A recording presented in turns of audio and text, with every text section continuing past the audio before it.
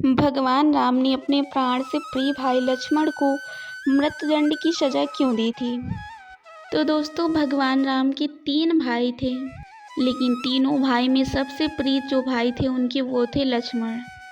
लक्ष्मण भी भगवान राम का बहुत ही आदर करते थे, इसलिए जब वो वन को जाने लगे थे तो लक्ष्मण भी उनके साथ गए थे। लक्ष्मण ने हर सुख दुख में भगवान राम का साथ दिया है। इसके बाद भी लक्ष्मण जी से एक छोटी सी गलती हो गई तो भगवान राम ने उन्हें क्या किया? भगवान राम ने उन्हें मृत्युदंड दे दिया और भगवान राम की आज्ञा पाकर लक्ष्मण जी ने जल समाधि ले ली थी।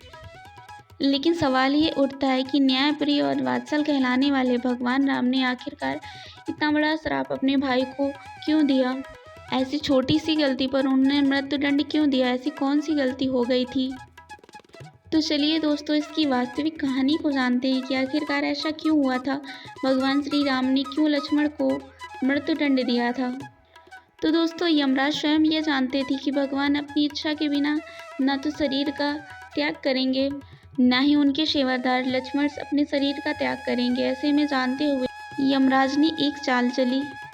इसी विषय में बात करने के लिए यमराज भगवान श्री राम से बात करने के लिए आ पहुँचे। जब वो आए तो श्री राम ने उनसे पूछा कि आप कैसे आए? तब उन्होंने बताया कि मुझे किसी विषय में बात करनी है आपसे।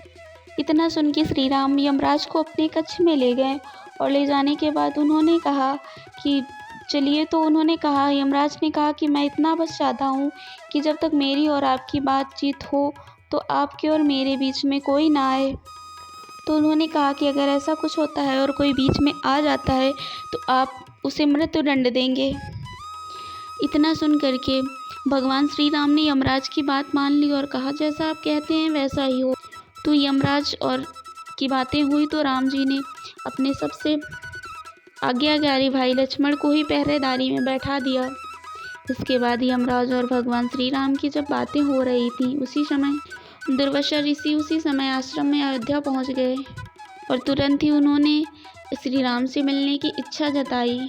तो लक्ष्मण जी ने उनसे कहा कि भगवान राम अभी यमराज जी के साथ बहुत विशेष चर्चा कर रहे हैं। इसके बाद उन्होंने कहा कि भगवान की आज्ञा है कि जब तक उनकी बातें ख़त्म ना हो तब तक उनका वार्तालाप चल रहा है, तब तक कोई उनके बीच में ना आए, इसलिए आप तब तक उनका विश्राम करिए और उनका इंतज़ार करिए। तो इन बातों पर ऋषि दुर्वासा बहुत ही क्रोधित हो गया और उन्होंने कहा कि तुरंत जाकर राम से कहो कि मैं उनसे अभी मिलना चाहता हूँ, अन्यथा मैं पूरी अयोध्या का नष्ट होने का श्राप दे दूँगा। जल्दी जाओ और उनसे कहो जा कर के। इसलिए लक्ष्मण जी ने सोचा कि उनके प्राणों से प्रिय उनके लिए अयोध्या और प्रजा है, तो वो तुरंत चले गए। अपने प्राणों का मोह छोड़कर वो चले जाते हैं राम जी के पास। इसके बाद भगवान राम लक्ष्मण को देखकर हैरान और परेशान हो गए। उन्होंने कहा कि ये तुम जानते हुए कि इस समय जो भी मेरे कक्ष में प्रवेश करेगा उसको मृत्युदंड दिया जाएगा, ये जानते हुए तुम मेरे कक्ष में क्यों चले आए? तो लक्ष्मण ने कहा कि दुर्वासा ऋषि आपसे अभी मिलना चाहते हैं, उनके हट के कारण मुझे यहाँ पे आना पड़ा है। इसके बाद राम जी अपनी बात को ख़त्म करके यमराज से करने के बाद वो जल्दी से दुर्वासा ऋषि से मिलने के लिए पहुँचे। इसके साथ ही यमराज अपनी चाल में सफल हो चुका था, इसलिए यमराज ने राम जी से कहा कि आप अपनी अनुसार ही लक्ष्मण को मृत्युदंड दीजिए। और उन्होंने कहा कि आपने हमसे विचार किया है, जो वचन किया अपने वचन के अनुसार ही मृत्युदंड कीजिए। राम जी बहुत चिंतित थे और ये सुन करके कि उन्होंने अपने प्राणों से प्रिय भाई को कैसे मृत्युदंड दें।